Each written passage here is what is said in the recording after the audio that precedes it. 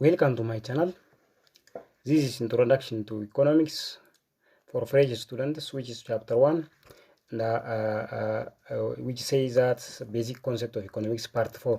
And the part 4 is economic system. And in this video, there is features, advantage, and the disadvantage of command and mixed economic system. Kan jiru video kana keessatti waliin lalla afaan oromootiin lalla.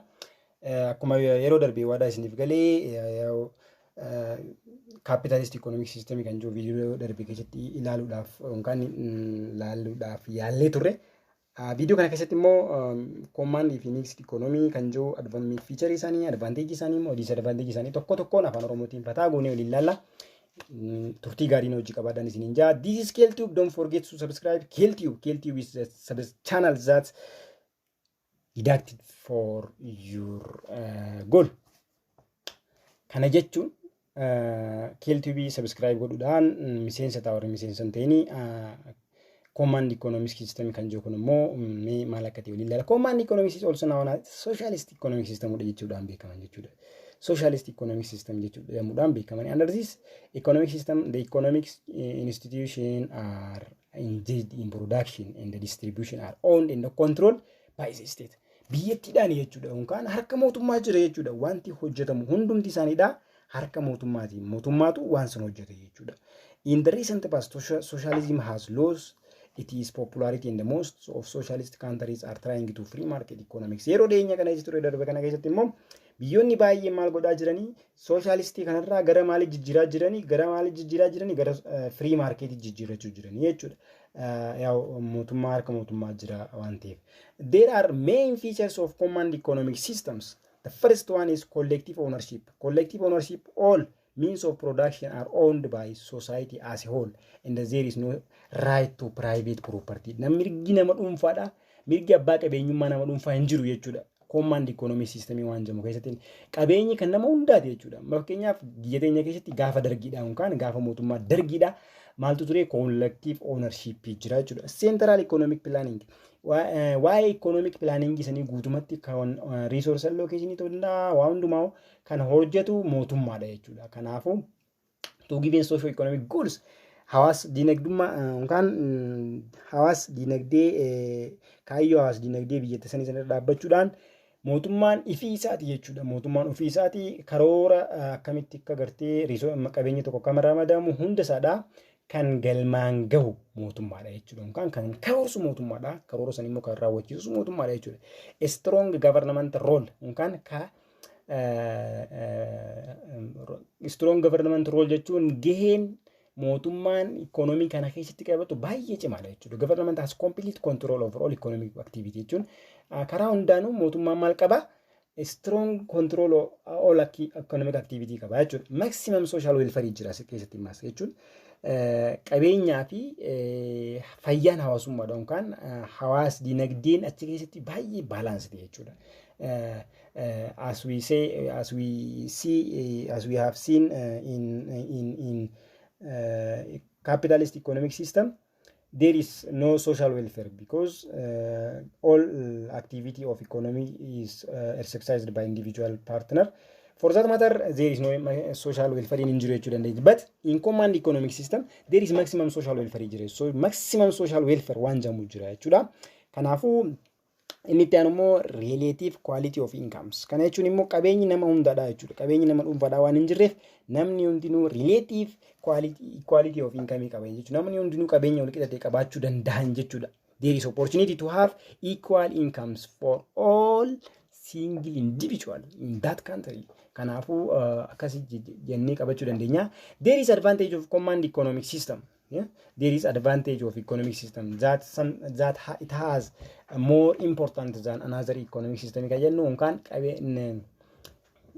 Faida command economic system kun economic system birarra adda isa godhu tokko jira. Absence of wasteful competition. There is no place for wasteful use of productive resource through unhealthy competition. Competition yookaan wal dorgommiin faayidaa hin qabne waan faayidaa hin qabne sun kan gartee capital economic system jala laalle sun hin jiru jechuudha keessa. For that matter, there is no absence of wasteful absence jira jechuudha. Wasteful kun maal hin taane hin gubatu jechuudha. Hin qisaasa'u jechuudha. Qabeenyi wal dorgommiidhaaf boosuun hin qabeenyi qisaasa'ummaan qabeenyaadha karaa sababii wal dorgommiitiin dhufu ni dhabama jechuudha. Balanced economic growth. Kana jechuun immoo maal jechuudha? Balanced economic growth or allocation of resource through centralized planning leads to balanced economic growth. Different regions and different sectors of economy can be developed equally. Biyyattii san keessatti geography naa ta'u, class social class naa ta'u, whatever the case, balanced economic growth jira. This is the main advantage of command economic system jechuudha. Don't forget to subscribe our channel. This is ScaleTube. The another advantage of command economic system is elimination of private monopoly and inequality. Kana jechuun qabeenyi namni dhuunfaatiin qofti hoogganamee harka nama dhuunfaa qofa jiraatee garaagarummaa hiyyeessaa fi abbaa qabeenyaa gidduutti uumuu sun hin jiru jechuudha. Eliminate godha. This is the main advantage is totally about advantage of command economic system. The another concept that we can see in this video is disadvantage of command economic system. Disadvantage of command economic system warri jennuun immoo qorra evidente kophatti jiran jechuudha. Isaan kun immoo maaltu isaan kana akka isaan disadvantage godhu absence of automatic price determination. Kana jechuun akka barbaadetti price tokko determine godhattee lafa kaa'achuu hin dandeessu. Maaliif price ummanati waan tokko oomishuudhaaf qabdu sun is determined or controlled by government. There is no automatic price mechanism hin jiru jechuudha as keessatti. For that matter there is no automatic price determination waan hin jirreef this is disadvantage of command economic system jechuu dandeenya. Absence of incentives for hard work and efficiency. Kana jechuun immoo incentive yookaan tips kayyannuun san jajjabeessituu nama sirriitti hojjete tokkoof kennamu badhaasni nama hojjete tokko sirriitti hojjete tokkoof kennamu hin jiru jechuudha. Entire system based on bureaucratic and who are considered inefficient in running business. There is no financial incentives for hard work and efficiency. Efficiency, the economic growth relatively is low rate. Is low rate than growth jechuun wanti nama jajjabeessu hin jiru. Wanti nama dhuunfaadhaa jajjabeessee akka isaan gartee qaceellotti dabalanii oomishaniif isaan jajjabeessu taasisan hin jiru waan ta'eef maaltu jira? Slow economic system jira. Rate economic growth jira jechuudha. This is main disadvantage of command economic system. The another disadvantage of command economic system is lack of economic freedom. Economic freedom is for consumer, producer, investor, employer is totally absent. And all economic powers are concentrated in hands of governments. Kana jechuun maal jechuudha? Hundumti isaadha harka mootummaa jira. Waan barbaadde bittee waan barbaadde dhiisuu hin dandeessu. Waan barbaadde gurgurattee waan barbaadde dhiisuu hin dandeessu. Because your state of living or your survival is controlled by the government that leads that country. Kana akkasitti qabatan. Rate tapism maal dhibdee jechuudha. Rate tapism jechuun maal dhibdeedhaan jechuun qaani jiraami maal dhibdeedhaan officialiin fakkeenyaaf kufaatii dargiitiif sababa guddaa kan ta'e rate tapism is officially waan jenii jira. Kufaatii isaatiif maaltu jira? Rate tapism kana jira jechuudha. It is prevalent in command economy because all decisions are made by government official. Isaanii waan hoogganamuuf maaltu jira? Mala dibde jira jechuudha. This is ScaleTube. Don't forget to subscribe our channel. And the course is Introduction to Economics in the chapter 1, which says basic concept of economics. And jechuudha laalu jira. Video irraan tana part 4 chapter 1 idhaati. Command economic system fi mixed economic system ilaaluudhaafi.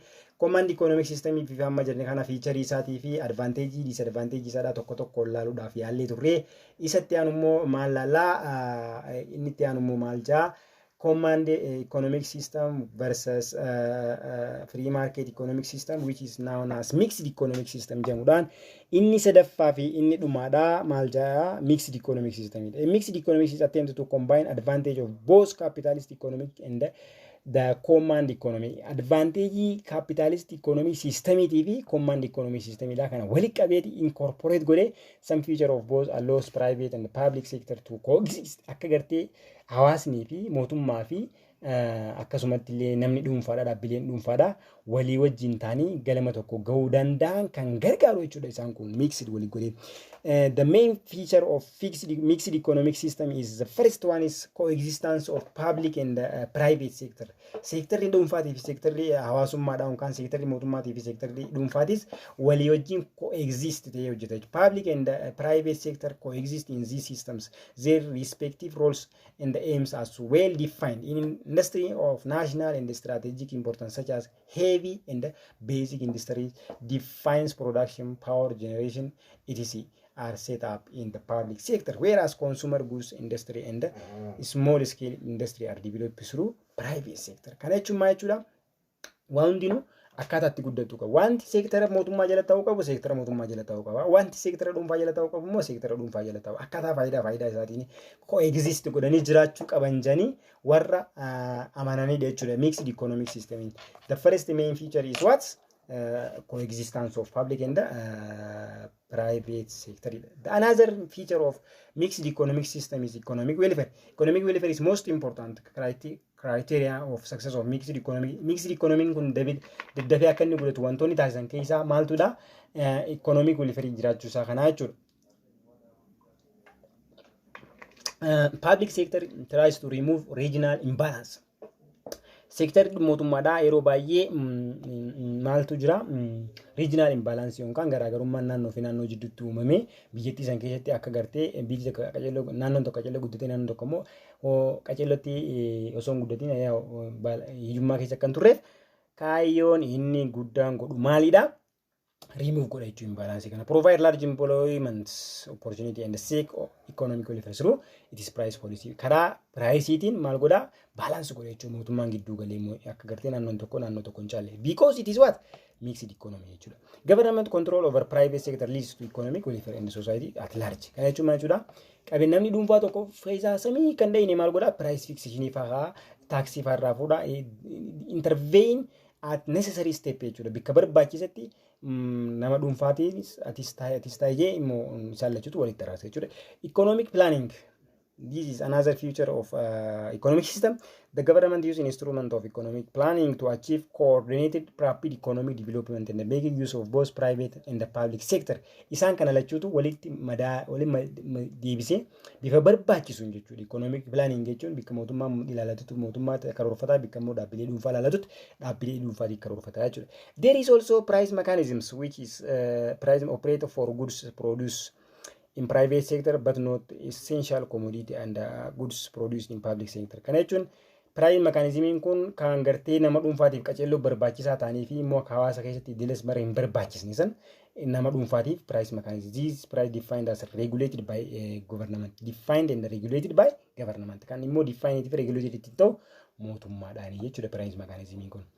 Economic equality jira. Economic equality jechuun there is economic equality between poor and rich citizen isaan kaatare jechuun qabeenyi nama dhuunfaadhaa guddaa yoo ta'e gatii guddaa kafala, taaksii guddaa kafala.